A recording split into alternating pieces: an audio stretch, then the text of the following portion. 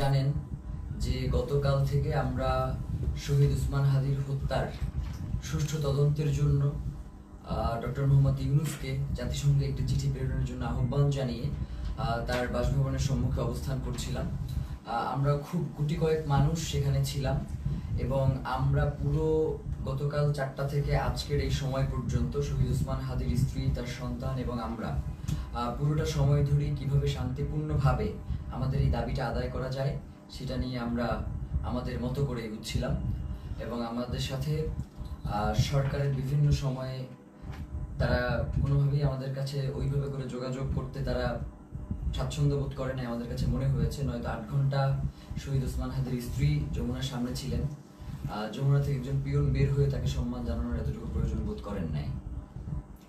তো আমরা আজকে যখন শহীদ ওসমান হাদির স্ত্রী তিনি বিকেলবেলা জুমার নামাজের পরে তিনি আবার যখন এসে যমুনা অভিমুখে আসতে রওনা দিয়েছেন, প্রায় কাছাকাছি চলে এসেছে, তখন আমাদের কিছু ভাই বোন তাদেরকে আমরা ভিতরে পাঠানোর জন্য চেষ্টা করতেছিলাম, কারণ শহীদ ওসমান হাদির স্ত্রী একা হয়ে গেলে তার সাথে কি ধরনের পরিস্থিতি ঘটতে পারে সেটা জানবার জন্যই মূলত আমরা তাদেরকে প্রেরণ করবার চেষ্টা করেছিলাম। এবং ভিতরে আমাদের কিছু ইনকিলাব কর্মী মঞ্চের সদস্য ছিল যাদেরকে ভিতর থেকে আবার বাইরে আসতে দেওয়া হচ্ছিল না। তো এই সার্বিক পরিস্থিতি তদারকির জন্য আমরা জুমা এবং শান্তা সহ যুবাকে প্রেরণ করেছিলাম, যাতে ওরা গিয়ে দেখে আসে এবং ওদেরকে সঙ্গে করে নিয়ে আসে।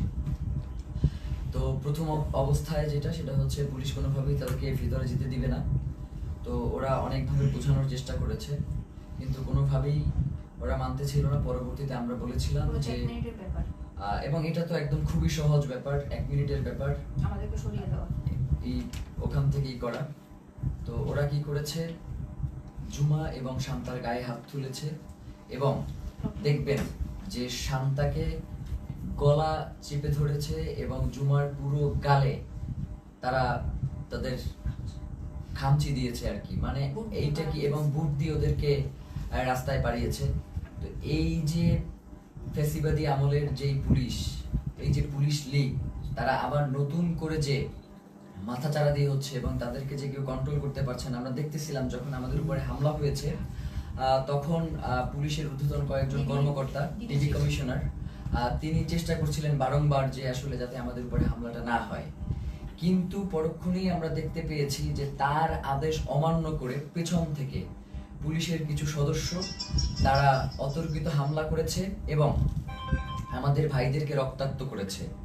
তো আমরা ইনকিলাব মঞ্চের পক্ষ থেকে এর তীব্র নিন্দা জানাই এবং যারা এই আক্রমণের সাথে জড়িত রয়েছে তাদেরকে অতি দ্রুত বিচারের মুখোমুখি করবার জন্য আহ্বান জানাই। কারণ বাংলাদেশের জনগণ এই মুহূর্তে প্রচন্ডভাবে তারা ক্ষেপে রয়েছে, তারা কোনোভাবেই এই ব্যাপারটাকে মেনে নিতে পারছে না। যার কারণে আমরা বলবো, বাংলাদেশের আইন শৃঙ্খলা পরিস্থিতি এবং জনগণকে শান্ত রাখবার জন্য আপনাদের অতি দ্রুত আজকে কারা কারা হোটেল ইন্টারকন্টিনেন্টাল এবং যমুনার যে সকল পুলিশ সদস্য দায়িত্বে ছিলেন তাদেরকে চিহ্নিত করার ব্যবস্থা করেন। এবং তারা যেই কাজটা করেছে সেটা হচ্ছে, অধিকাংশ পুলিশ সদস্যের কোনো নেম প্লেট ছিল না, তারা নেম প্লেট খুলে ফেলেছে এবং প্রত্যেকে মাস্ক পরা ছিল। এই যে মাস্ক পরে নেম প্লেট খুলে যে হামলা, এই হামলা তো আমরা, এবং হেলমেট পরে এই হামলাগুলো তো আমরা দেখেছি ফ্যাসিবাদী হাসিনার আমলে। তাহলে কি এখন যমুনা পাহারা দিচ্ছে বা যমুনায় বসে আছে কি হাসিনা সেই ফ্যাসিবাদী আমলের পুলিশ লীগ কিনা, সেটা আমরা জানতে চাই। সেই সাথে এসএসএফ আজকে প্রচন্ড রকমের দুর্ব্যবহার করেছে আমাদের সাথে, আমাদের যুবাকে রাস্তায় ফেলে মেরেছে এবং মাথায় আঘাত করেছে, ছাদকে মেরেছে। তো এই যে, এবং আমাদের ইনকিলাব মঞ্চের এমন কোনো কর্মী নাই যে আজকে এই হামলায় আহত হয় নাই। তো এখন আমরা এই প্রশাসনের কাছে জানতে চাই, আমরা তো সুনির্দিষ্ট একটা দাবি নিয়ে ওখানে গিয়েছিলাম যে জাতিসংঘের অধীনে যাতে শহীদ ওসমান হাদির হত্যার বিচারটা করা হয়, এই তদন্তটা নিশ্চিত করা হয়। তাহলে কারা শহীদ ওসমান হত্যার তদন্ত জাতিসংঘের অধীনে দিতে চায় না, যে আজকে স্পষ্ট হয়ে গেছে। আমরা মনে করছি যে প্রধান উপদেষ্টার, আমরা মনে করছি এই যে উপদেষ্টা পরিষদটা যে রয়েছে, এই উপদেষ্টা পরিষদের একটা অংশ শহীদ ওসমান হাদির খুনের সাথে জড়িত, নয়তো কোনোভাবেই এভাবে আর কি অমানবিকভাবে আক্রমণ করার কোনো প্রশ্নই আসে না, যেহেতু এটা শান্তিপূর্ণ অবস্থান ছিল। এবং আপনারা দেখবেন যে প্রধান উপদেষ্টার দপ্তর থেকে একটা তারা প্রেস রিলিজ দিয়েছে এবং সেখানে বলেছে যে আমরা নাকি জল কামানের উপরে উঠে গিয়েছিলাম, অথচ ছবিতে স্পষ্ট করে দেখা যাচ্ছে যে আমরা উল্টো জনগণকে শান্ত করবার জন্য চেষ্টা করছিলাম। যখন জনগণ দেখেছে যে ভিতরে জুমা এবং শান্তাকে রাস্তায় ফেলে মারা হচ্ছে, জনগণ কোনোভাবেই এটা মেনে নিতে পারে নাই, যার কারণে এইখানে ওই উদ্ভূত পরিস্থিতির সৃষ্টি হয়েছে। এর পুরো দায়ভার ওইখানে দায়িত্বরত পুলিশ প্রশাসন এবং সরকারকেই বহন করতে হবে। প্রিয় ভাইয়েরা, আপনাদেরকে স্পষ্ট করে জানাই যে সামনে খুবই গুরুত্বপূর্ণ একটা নির্বাচন রয়েছে 12 তারিখ। এখানে বাংলাদেশের স্বাধীনতা, সার্বভৌমত্ব সহ বাংলাদেশের নিরাপত্তা জনিত বেশ কিছু বিষয় জড়িত রয়েছে, যার কারণে অবশ্যই 12 তারিখে নির্বাচন হতে হবে। এবং যারা 12 তারিখে নির্বাচন বানচাল করে দেওয়ার জন্য আমাদের উপরে আক্রমণ করেছে, তাদের এই নীল নকশাকে বৃদ্ধাঙ্গুলি দেখিয়ে আমাদের জনগণের অধিকার আমাদের বাস্তবায়ন করতে হবে। প্রিয় ভাইয়েরা, জনগণ, বাংলাদেশের জনগণ প্রচন্ড শান্তিপ্রিয় এবং তারা সব সময় সরকারকে সহযোগিতা করে আসছে, কিন্তু সরকার সেই জনগণের উপরে আজকে মুহুর্মুহু sound grenade, tear shell, rubber bullet এগুলো নিক্ষেপ করেছে। এবং এখনো তারা বিভিন্ন জায়গায়, যেমন শাহবাগে এখনো সম্ভবত আক্রমণ চলছে। একটু আগেও আমরা এই লাইভ শুরু করবার আগে দেখতেছিলাম যে শাহবাগে আক্রমণের মতো ঘটনা ঘটতেছে। তো এবং 100-র অধিক শাহবাগেও আহত হয়েছে। তো এই যে পুলিশের ন্যাক্কারজনক হামলা এবং তাদের যে লাগাম টেনে ধরা হচ্ছে না, তারা বলছে, মানে আপনি একটা জিনিস খেয়াল করেন, তারা বলছে যে আয় হাদির লাশ নিয়ে যা। মানে এইটা পুলিশের, মানে সে যদি আওয়ামী লীগ না হয়, সে যদি মানে সত্যিকার অর্থেই কোনো পুলিশ সদস্য হয়ে থাকে, তাহলে তার এই ধরনের কথা বলবার কোনো প্রশ্নই আসে না।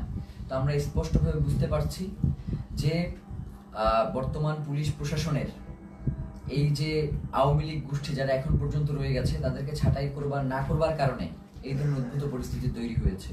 এর দায়ভার এই অন্তর্বর্তীকালীন সরকারকেই নিতে হবে। এবং আমরা আশঙ্কা করছি যে যমুনার ভিতরে হয়তো অন্তর্বর্তীকালীন সরকার সেফ না, কারণ যারা আমাদের উপরে যেইভাবে আক্রমণ করেছে, তারা যে কোনো মুহূর্তে যমুনায় ডক্টর মোহাম্মদ ইউনূসের উপরেও আক্রমণ করতে পারে। এই ধরনের একটা আমরা আশঙ্কা বোধ করছি, কারণ এদের আক্রমণের সাথে হাসিনার পুলিশ লীগের আক্রমণ পুরোপুরি মিলে যাচ্ছে। এবং সেই সাথে আমরা এটাও আপনাদেরকে বলতে চাই যে আমরা দেখতেছেন তো আমাদের কি অবস্থা, তারপরেও আমাদেরকে শান্তিপূর্ণভাবে সকল অবস্থার মোকাবেলা করতে হবে।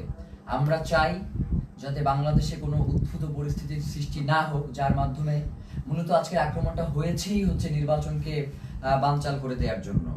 সুতরাং এই নির্বাচন অবশ্যই হতে হবে এবং সেটা 12 তারিখেই হতে হবে। এবং যারা নির্বাচন বানচাল করতে চায়, তাদেরকে আমাদের রুখে দিতে হবে। আমরা কোনোভাবেই এই নির্বাচনকে বানচাল করতে দিব না, কারণ বাংলাদেশের জন্য এই নির্বাচন অত্যন্ত গুরুত্বপূর্ণ। প্রিয় ভাইয়েরা, সেই সাথে আমরা আপনাদেরকে স্পষ্ট করে যে জিনিসটা জানাতে চাই, সেটা হচ্ছে শহীদ ওসমান হাদির হত্যার যে তদন্ত, সেটা জাতিসংঘের অধীনেই হইতে হবে।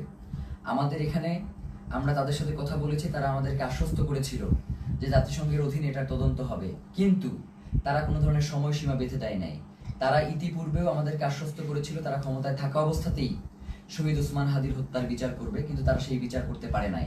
যার কারণে আমরা তাদের শুধুমাত্র কথায় আশ্বস্ত না হয়ে আমরা তাদের কাছে একটা দাবি করেছিলাম যে আপনি কবে নাগাদ এই কাজটুকু বাস্তবায়ন করবেন, এই চিঠিটা ইস্যু করবেন, সেটা আমাদেরকে জানান। এখন রাষ্ট্রের কাছে যদি আমাদের এতটুকু দাবি জানানোর অধিকার না থাকে, তাহলে তো বাংলাদেশ বলে কোনো রাষ্ট্র এই মুহূর্তে সাস্টেইন করবার কথা না। এখন তো এই রাষ্ট্র তাহলে অন্য দেশের প্রক্সি দিচ্ছে এই রাষ্ট্র কোনো না কোনো ভাবে। তো প্রিয় ভাইয়েরা, আপনাদেরকে স্পষ্ট করে বলি, শহীদ ওসমান হাদির হত্যার তদন্ত জাতিসংঘের অধীনেই হইতে হবে এবং 8 তারিখে অবশ্যই এই অন্তর্বর্তীকালীন সরকারকে জাতিসংঘের কাছে চিঠি প্রেরণ করতে হবে।